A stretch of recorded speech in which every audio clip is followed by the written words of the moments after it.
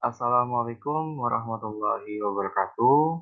Perkenalkan, saya Dani Pratama Putra, peserta Latsar golongan 3 dari pemerintah Kabupaten Brebes, Angkatan 2, kelas A1, kelompok 2. Terima kasih atas kesempatan dan waktu yang sudah diberikan kepada saya untuk mengikuti seminar pada hari ini.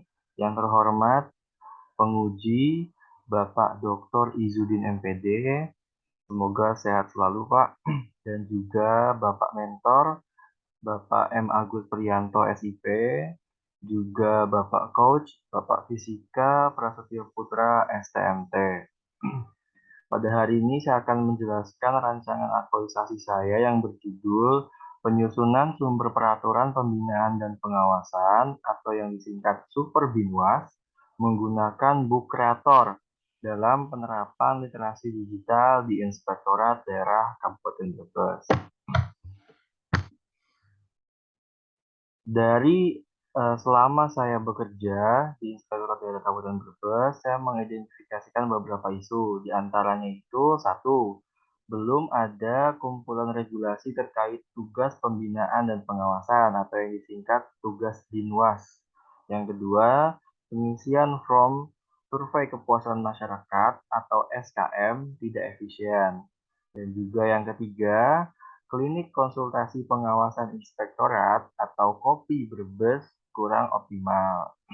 Lalu selanjutnya, review laporan hasil pemeriksaan atau LHP masih dilakukan secara manual. Dan yang terakhir, sulit mengidentifikasi aset dalam proses inventarisasi aset. Isu yang pertama yaitu belum ada kumpulan regulasi terkait tugas pembinaan.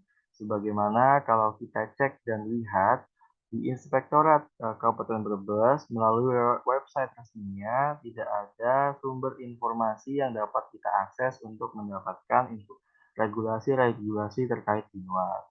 Begitupun di website Pemda Kabupaten Brebes maupun DPRD Kabupaten Brebes.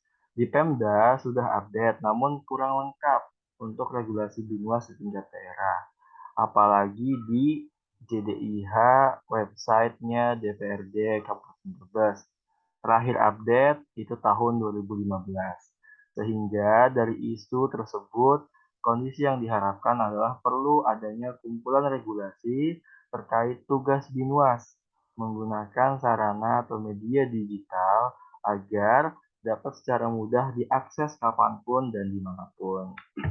Isu yang kedua terkait pengisian form kepuasan masyarakat. Tidak efisien. Kenapa? Karena masih menggunakan kertas, di mana berpotensi untuk menggunakan kertas secara berlebih. Padahal dari kondisi yang diharapkan kita bisa menggunakan layanan digital seperti Google Form untuk mendigitalisasi form SKM tersebut.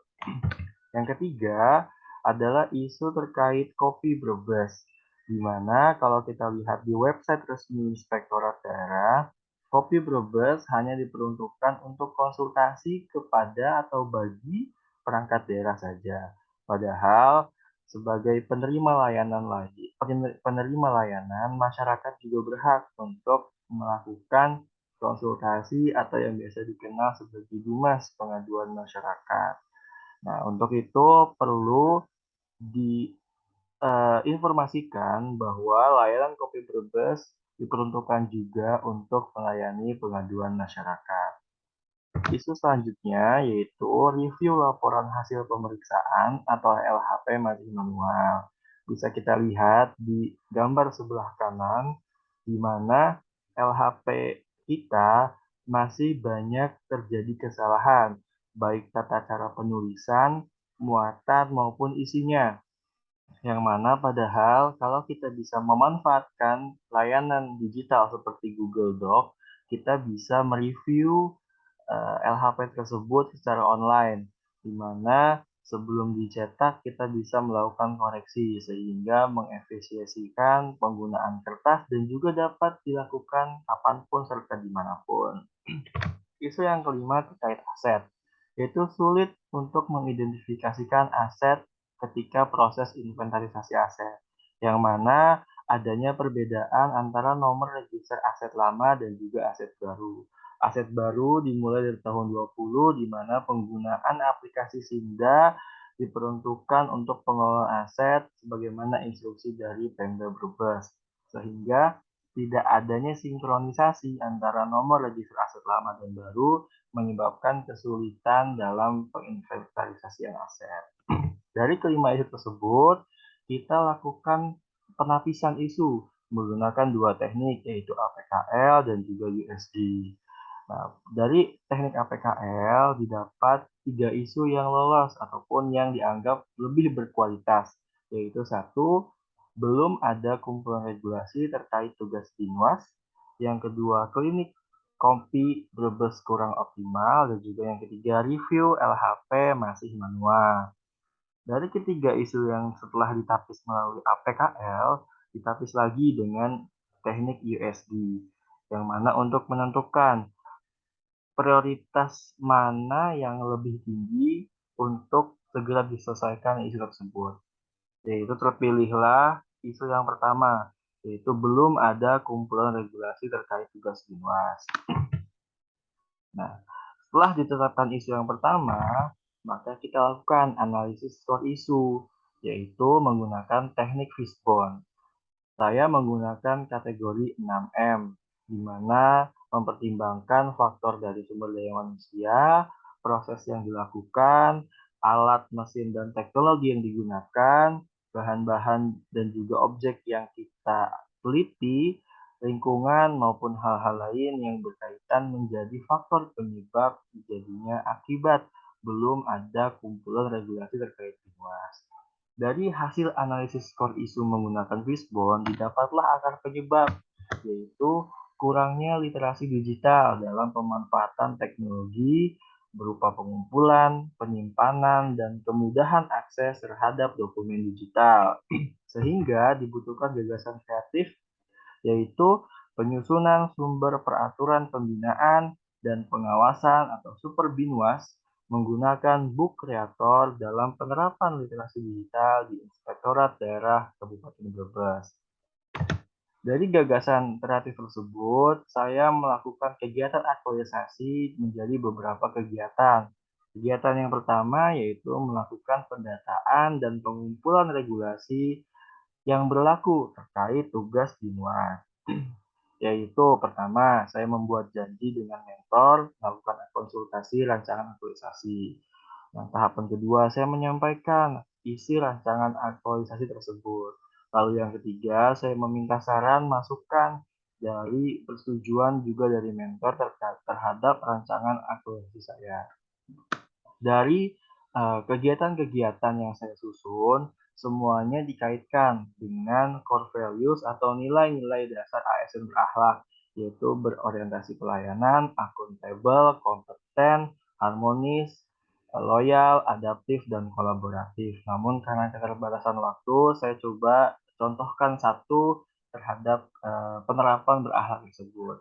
Yang pertama terkait misalkan tahapan 3, yaitu meminta saran, masukan, dan juga persetujuan mentor. Di sini saya menerapkan nilai harmonis, yaitu menghargai dan menerima masukan dari mentor, dan juga menerapkan nilai loyal, di mana saya mentaati masukan-masukan tersebut untuk dapat dilakukan perbaikan di depannya. Lalu selanjutnya saya melakukan kegiatan kedua, yaitu melakukan pendataan dan pengumpulan regulasi terkait tugas Binwas. Ada 4 tahapan. Pertama saya membuat kuesioner, lalu tahapan kedua saya menyebarkan kuesioner tersebut, lalu tahapan ketiga saya mengolah data dan informasi hasil dari kuesioner tersebut, lalu terakhir saya mengumpulkan regulasi dari data yang sudah masuk dari kuesioner tersebut. Tahapan ketiga yaitu saya berkoordinasi dengan bagian hukum Sekda Kabupaten Brebes. Untuk apa? Untuk mengumpulkan regulasi terkait Binwas di tingkat daerah yang cukup sulit didapatkan dan juga cukup yang tidak didapatkan dari hasil kuesioner tersebut. Yaitu yang pertama saya membuat janji temu dulu, lalu tahapan kedua saya datang ke sana untuk menyampaikan tujuan dan juga maksudnya ya untuk mengumpulkan regulasi. Lalu ketiga, setelah ditetapkannya kapan waktu untuk diambil regulasi yang sudah dikumpulkan, saya datang ke sana lagi untuk mengambil kumpulan perda tersebut dan perda tersebut, dan terakhir saya membuat daftar regulasi terkait BINUAS tersebut yang sudah berhasil dikumpulkan. Lalu kegiatan selanjutnya saya melakukan scanning, pengunggahan, dan juga pengkategorisasian regulasi BINUAS yang ada di Google Drive. Yang pertama, saya melakukan scanning atau pemindaian dokumen-dokumen fisik yang berhasil saya kumpulkan, baik di kantor maupun dari bagian hukum sekda. Yang kedua, saya mengunggah dokumen-dokumen tersebut ke dalam Google Drive. Lalu yang ketiga, saya cek kesesuaian antara dokumen daftar yang sudah dibuat dengan dokumen yang sudah dibuat. Lalu selanjutnya, setelah dokumen semua terupload, saya membuat kategorisasi sesuai dengan muatan ataupun isi kandungan regulasi tersebut agar mudah dilakukan pencaharian nantinya.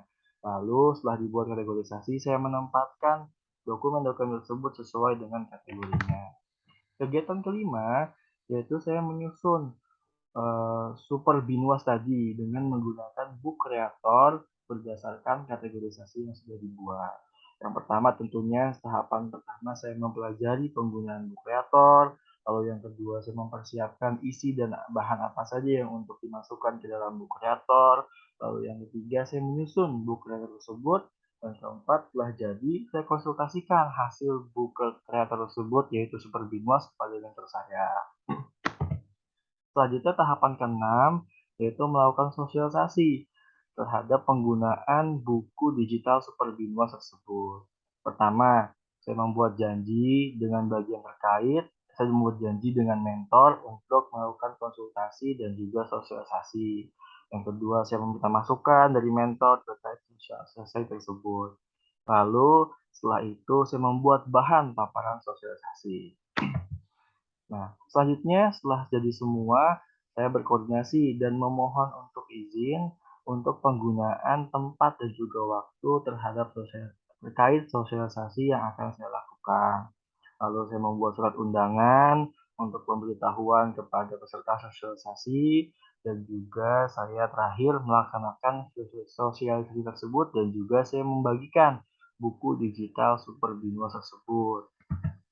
Kegiatan selanjutnya yang ketujuh adalah saya melakukan sosialisasi penggunaan buku internal, yaitu satu, saya membuat kuesioner online tentang pemanfaatan buku digital Super BINUAS.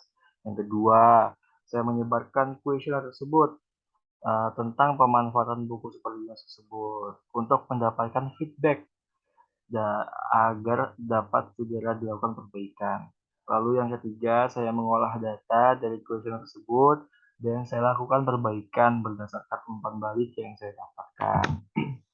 Dan terakhir, yaitu saya melakukan konsultasi dengan mentor terkait hasil pelaksanaan aktualisasi dan juga penyusunan laporan aktualisasi.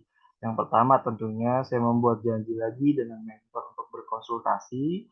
Yang kedua, saya melaporkan hasil pelaksanaan aktualisasi saya beserta implementasi dan juga implikasinya. Dan juga yang terakhir, saya membuat laporan hasil aktualisasi.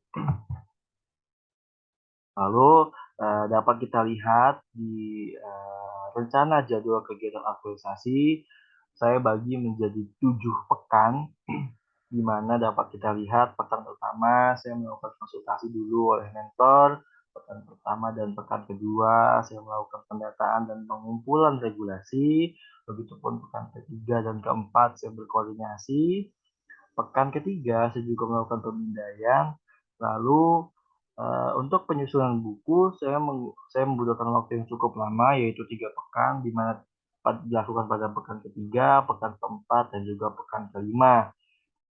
Lalu terakhir saya melakukan sosialisasi di pekan kelima dan evaluasi di pekan keenam. Terakhir di pekan 6 dan pekan 7 saya fokus menyelesaikan laporan aktualisasi saya.